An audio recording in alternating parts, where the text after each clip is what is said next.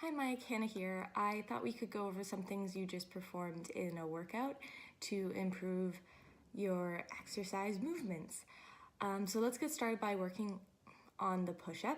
So I really liked what I saw here. You did a really great job of keeping your back nice and flat and your hips down.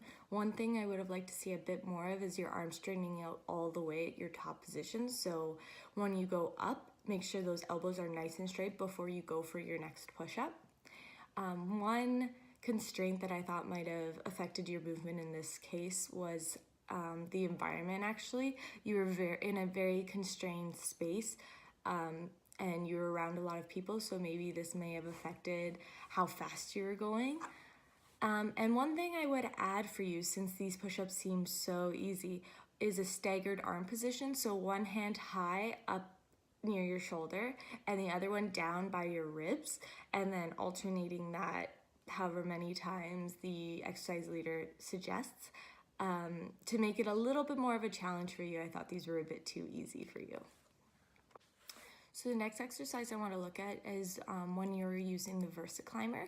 Again, I thought you did a really great job of performing these exercises. One thing I really want you to focus on for the next time is keeping those shoulders down away from your ears. As you got tired, they started creeping up a bit more and more. I really want you to think of pushing them down throughout all of the sessions. Every time you use that VersaClimber, really thinking of keeping those shoulders down. One thing I thought that might have been restricting you a bit is actually the equipment itself. I don't know if you've ever encountered a VersaClimber, so perhaps it was a little uncomfortable using it for the first time, especially in such a fast-paced workout. And one thing I might change for you in this case is actually the tension that was in the machine itself. Perhaps it was a little bit too high, so by the last time you were using it, you weren't going as quickly as the first time, so I would like to keep that consistent throughout the workout.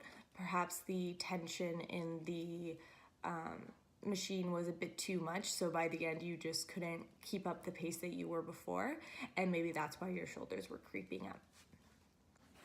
So the next exercise I want to look at, it was the inverted row.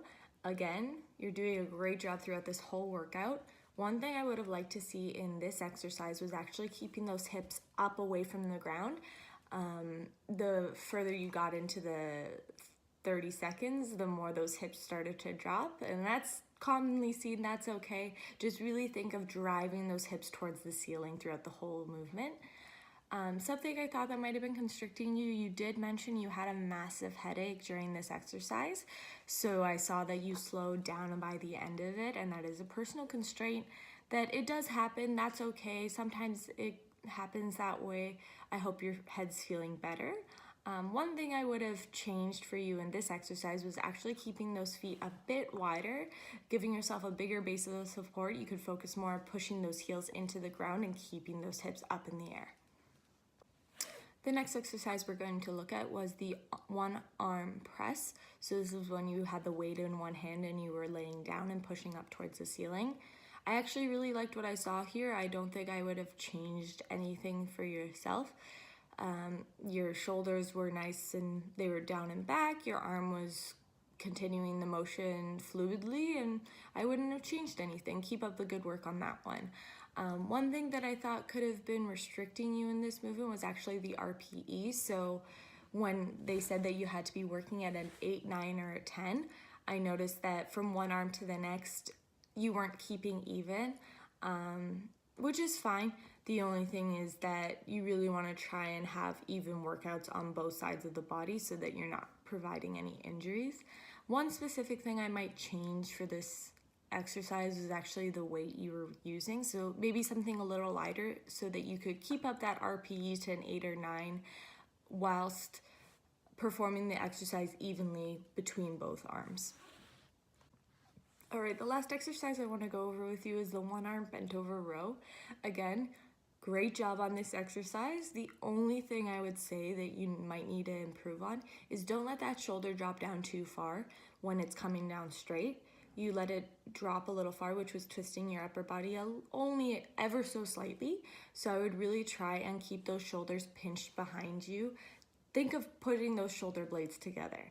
One thing I think might have been constricting you on this movement was actually the rest period provided. I know the task was to have 0 rest, but perhaps this was why you weren't able to focus on your shoulders as well, just from exhaustion itself. One thing I might change for this exercise to make it a little more challenging is actually having both feet on the ground as opposed to one up on a bench. That way you can really focus on what's called axial twists. So when you're doing a one-sided exercise, your body might twist open to compensate. Something I would like to challenge you in is not doing that. So by having both feet on the ground, you really have to think about not twisting that upper body to move that arm.